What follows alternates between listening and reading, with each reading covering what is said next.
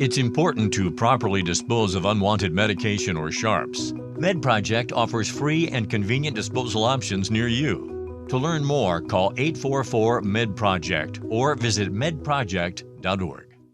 With Starbucks Holiday Blend for Nespresso Virtuo, now exclusively at Target, there are even more ways to share the joy. Savor every smooth and festive sip all holiday season with friends and family at home to fill every indulgent day with cheer. This is SpaceTime, Series 26, Episode 55, for broadcast on the 8th of May, 2023. Coming up on SpaceTime, more evidence of liquid water on the surface of modern-day Mars. A new study questions whether or not we've got the shape of the Milky Way galaxy all wrong.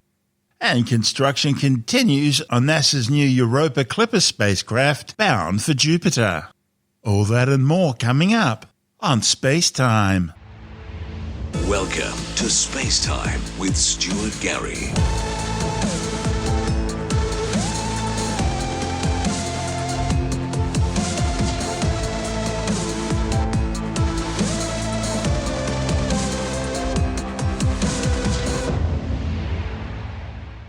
China says its Zhurong rover has found evidence of liquid water on dunes on the surface of modern-day Mars.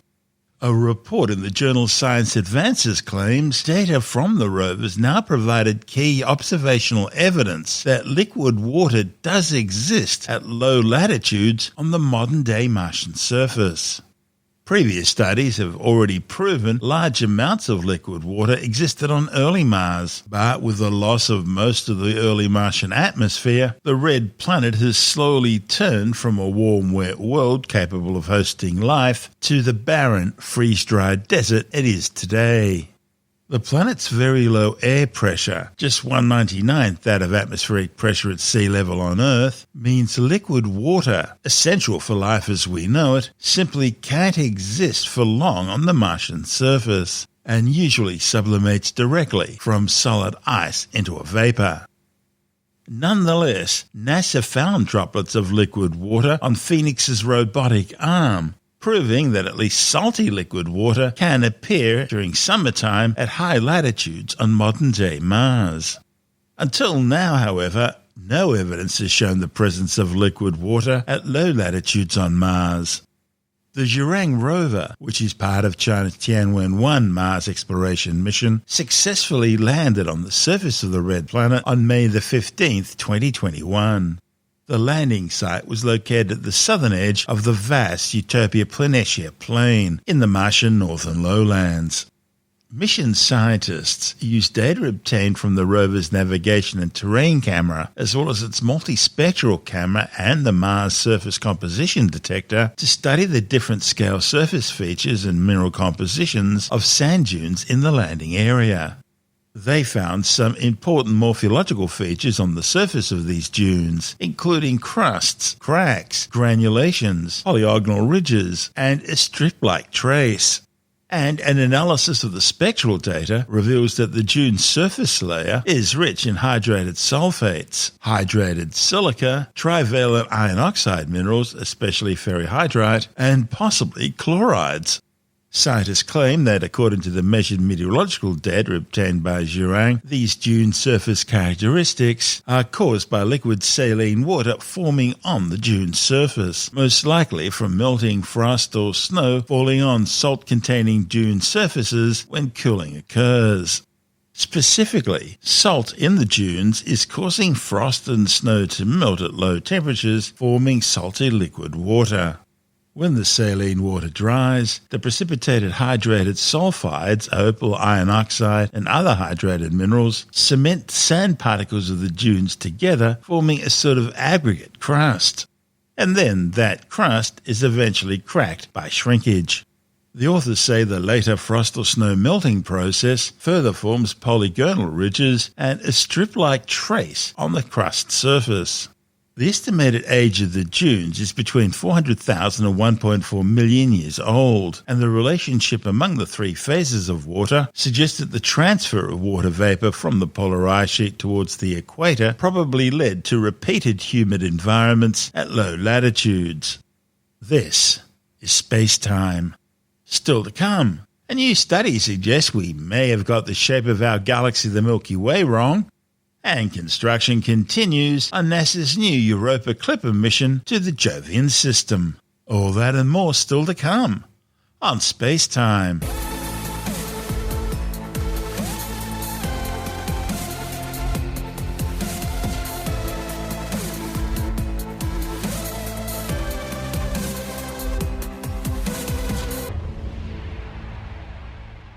A new study claims that scientists may have got the shape of our home galaxy, the Milky Way, all wrong. The research, reported in the Astrophysical Journal, claims that the Milky Way has just 2 primary spiral arms, not the 4 currently hypothesized. The new research is based on new long baseline interferometry measurements of some 200 key stars. And it's supported by data from the European Space Agency's Gaia Space Observatory, which has mapped the location of 24,000 giant OB blue stars, as well as nearly 1,000 open cluster stars. The authors say that for many years, astronomers have imaged the Milky Way galaxy as being a spiral shape with a central bulge and 4 primary spiral arms, as well as several smaller branching arms, including the Orion arm, upon which our solar system is located. However, the authors point out that observational evidence shows that other spiral galaxies usually have only 2 main arms, with the spirals then splitting into smaller arms. They say that based on their measurements, the most likely shape for the Milky Way would be a barred spiral, but with only 2 rather than 4 main arms that stretched outwards from the central bar. And they say other shorter arms are more irregular and distant and not directly connected to the main structure. This is SpaceTime. Still to come. Construction continues on NASA's Europa Clipper mission to the Jovian system, and later in the science report, we take a scary look at what's really inside your hot dog frankfurts. All that and more still to come on SpaceTime.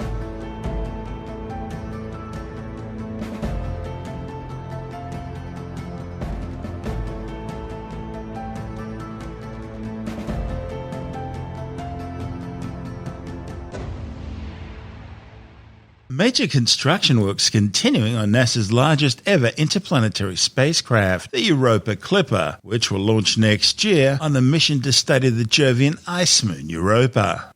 Between now and its October 2024 launch date, thousands of hours of work will go into assembling and testing the spacecraft to ensure that it'll survive its 6-year, 2.6 billion kilometre journey to the Jovian system.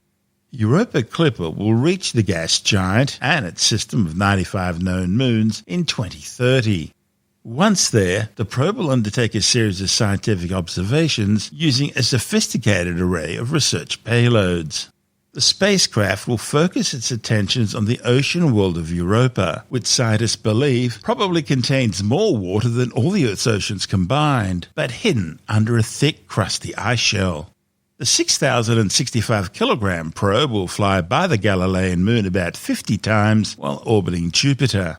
The spacecraft can't actually orbit Europa directly. That's because doing so would bring Europa Clipper too close to the gas giant's brutal radiation belts. On each flyby, a suite of scientific instruments will gather data on the depth of the subsurface ocean, the thickness of the ice crust, and potentially the characteristics of any geysers or plumes that might be venting subsurface water into space. The goal of this mission is to find out whether Europa has the potential to support life. The moon's subsurface liquid water ocean has been slowly stewing for over 4 billion years. The mission will launch aboard a Falcon Heavy rocket and undertake a series of gravity assists from Mars in February 2025 and then the Earth in December 2026 before finally arriving at Europa in April 2030.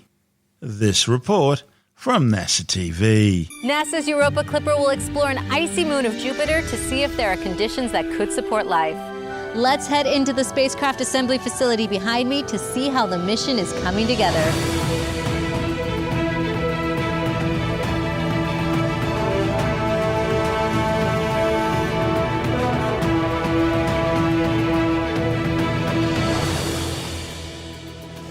I'm Raquel Villanueva, here today with Jordan Evans and Trina Ray. Before we can head inside, there is one more step we need to take. We have to gown up. We have to protect the spacecraft from us, all the particles that might fall off of us. So to cover our hair, we have to not wear makeup, no perfume. The Europa Clipper mission is a spacecraft that we're sending out of the Jupiter system. It's going to orbit Jupiter, but fly by the moon Europa. And it's a moon that we think, has an ocean underneath. And we want to investigate that. We'll be in this room until we ship to the Kennedy Space Center for our launch campaign in the late spring of next year, 2024. During that time, it'll make a couple of trips out of this building for testing. We have so many questions about Europa. We have an icy crust with an ocean underneath. And the water that's in that ocean has been sort of, churning and stewing for like 4 billion years. And so we've got a lot of questions to try to answer about the interior or about the geology or about the composition. To answer those scientific questions, obviously we have to get to Europa first. So one of the key elements of the spacecraft design is being able to bolt the spacecraft onto the rocket. That'll give us the energy we need to get to Jupiter. And then once we're at Jupiter, being able to generate electric power and accommodate our very large solar panels and our very large high-gain antenna to send that science data back to Earth.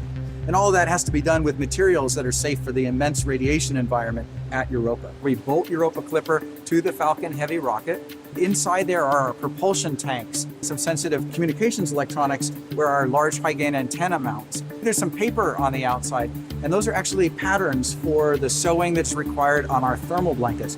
Thermal blankets with the right optical properties to maintain the temperatures of the vehicle, as well as provide protection from micrometeoroids. Trina, can you kind of tell us more about the instruments? We don't have all of our instruments on board yet, but what we do have are 3 of our cameras. We have cameras that operate in the visible. We have cameras that operate in the infrared, cameras that operate in the ultraviolet.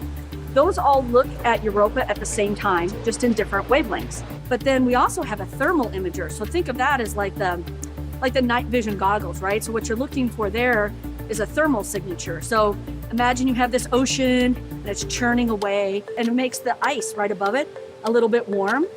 And so the thermal imager will be able to tell you that. And seeing the spacecraft up close, I just want to know, what does this mission mean to the both of you? It represents the hundreds of thousands, the millions of hours of the dedicated engineers and technicians and scientists. I treasure my job every day. I come to work and I'm like, we're going to do our part. We're going to answer these questions, but we're going to ask the next questions for the next generation to be inspired and to build their spacecraft and go. This is SpaceTime.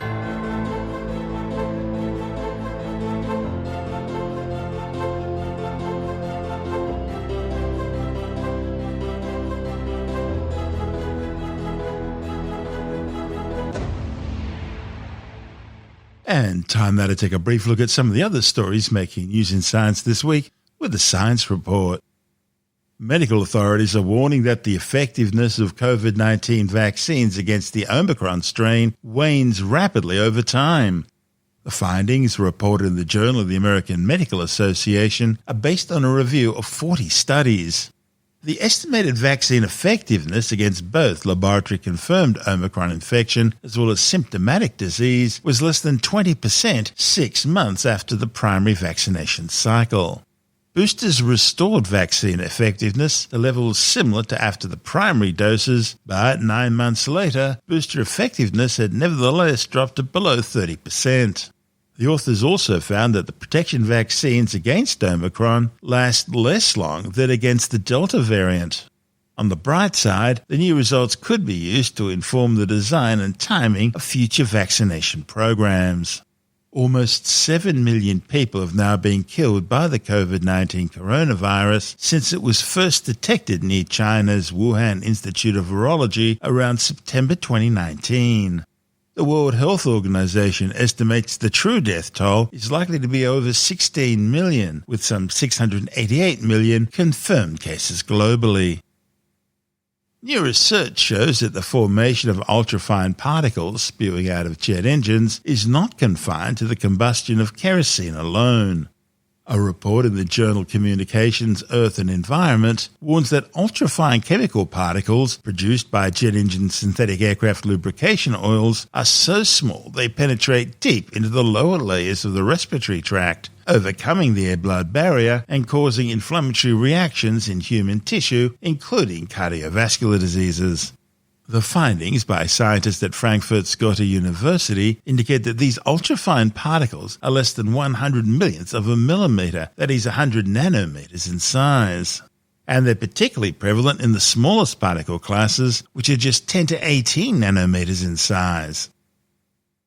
A new study has revealed the mysteries contained in your average hot dog frankfurter. And it seems, as well as the usual bits and pieces that you'd rather not know about, there is one huge surprise. A company which genetically tests food products called Clear Foods carried out the research, testing some 345 hot dogs and sausage samples from 75 different brands in order to see if the products matched what was described on their labels. And the results were absolutely fascinating.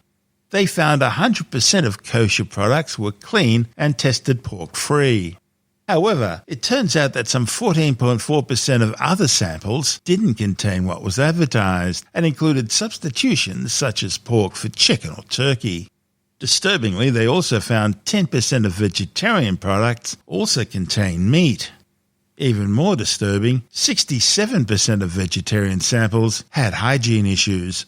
However, the most unappetizing discovery by Clear Food was that human DNA was found in 2% of all samples tested and in 66% of the vegetarian products. By the way, 2022 saw two important anniversaries in the art of science fiction.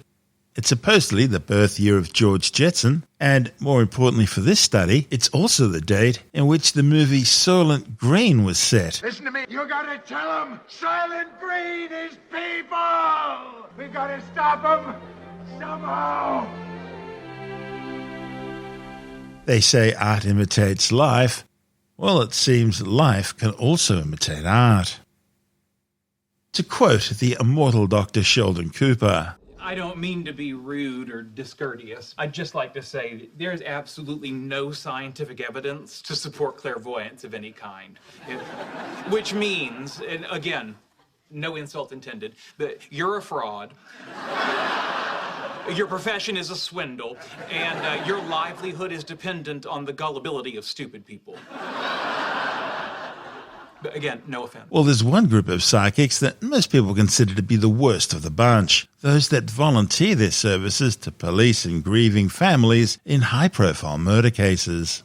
Tim Mendham from Australian Skeptics says these people have now been given a title: grief vampires. Wherever there's a mysterious death, someone disappears, etc., you will find a psychic puts their head up and offers their very useful advice. Often unrequested, they're referred to as grief vampires, who will come in and glory in the fact that a family or something is in great distress, and they will come and say, I will help you. It's the opposite of Colin Robinson, then. It's Colin Robinson. You've never watched What We Do in the Shadows? Only occasionally, yes. Colin Robinson was the energy vampire. He would suck the energy out of you. Oh, right, okay. Right, I'll take in word basically by just talking to you about inane subjects non-stop. Sort of like what we do, I guess. Yes. Do you know Eric Althwaite? I thought you were sneezing, sorry. Eric Althwaite is the most boring person in the city of some English country town. He's so boring that his family moved house and didn't tell him. It's a ripping yarn with Eric Idle. All right, back to our story about psychics and crimes. The people who pop up, the psychics who pop up to help people are described as grief vampires. In other words, they'll come and offer their help and they'll feed off you, often for their own reputations, etc. It may be money. It may just be that's the way they get their kicks. So whenever you have a mysterious disappearance, especially kids, they will pop up and either offer you advice, sorry, you're dead, or yes, she's out there somewhere and we will find her, but she's actually dead. It's very depressing. It's actually more than depressing. It makes you very angry, these people. So whenever there's someone missing, you'll get a psychic pop up. And there was a case of a woman who was missing in the UK, walking her dog beside a river and just suddenly disappearing. So there are all sorts of theories put up, all sorts of psychics came up with their ideas. And one of them, as a psychic, apparently found the body. Now, I'm not quite sure if he was claiming psychic powers due to the body, but he says, I was not asked by the police or the woman's family to become involved in the case, but he will get publicity out of it, obviously, as a psychic. And he was actually pleased that the police took him seriously. Well, all he had to do was come and say, I found a body. There's another case, Madeleine McCann disappearance, which is probably one of the most famous childhood disappearances. And you wonder why this one case is such a high priority, such a high publicity, and such a longevity about it. But a Polish girl claimed to be Madeleine McCann. claiming she had the same sort of body markings and that sort of stuff. But she won't allow herself to be DNA tested. No, but some psychics have come forward and explained that one of them is helping her, go through all her traumas and things, and another one came up and said, no, she's not the real thing. But the psychics pop up. Now, the thing is, every psychic with their salt is going to say, I've helped the police solve cases. The police will say, no psychic has ever helped us solve a case. They do occasionally talk to them. They rarely go out and consult them, but the psychic might phone them up and say, the body's in the lake. And that apparently is helping police solve a case, even if the body was not in a lake. So they will put themselves forward, they'll make suggestions, the police will say, thank you very much. And if the case is solved, and this person happened to be by a bit of water, it might be a swimming pool, they will claim, see, I was accurate and I knew all along. But they're shonks. And then some of them, believe what they're doing is real. Some of them are out there just to get publicity. And it's very sad. It's very sad when they're picking on desperate people who need some sort of closure. And so these grief vampires pop up all the time and saying, I will help you, I'll help you. And of course, they publicise the fact that they supposedly help them when they never do. In fact, they probably make things worse, obviously. That's Tim Mindham from Australian Skeptics.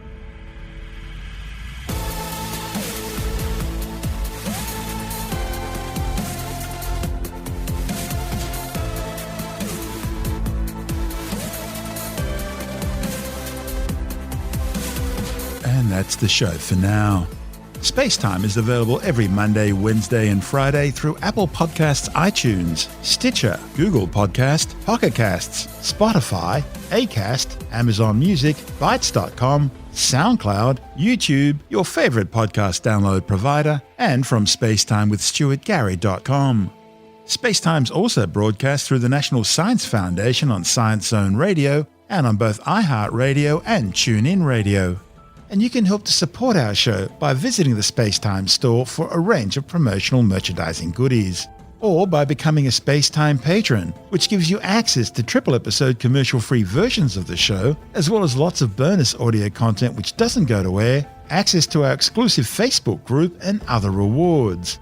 Just go to spacetimewithstuartgary.com for full details. And if you want more SpaceTime, please check out our blog, where you'll find all the stuff we couldn't fit in the show, as well as heaps of images, news stories, loads of videos, and things on the web I find interesting or amusing. Just go to spacetimewithstuartgary.tumblr.com. That's all one word, and that's Tumblr without the E. You can also follow us through @StuartGary on Twitter, @SpaceTimeWithStuartGary on Instagram, through our SpaceTime YouTube channel, and on Facebook, just go to facebook.com/SpaceTime with Stuart Gary. And SpaceTime is brought to you in collaboration with Australian Sky and Telescope magazine, your window on the universe. You've been listening to SpaceTime with Stuart Gary. This has been another quality podcast production from Bytes.com.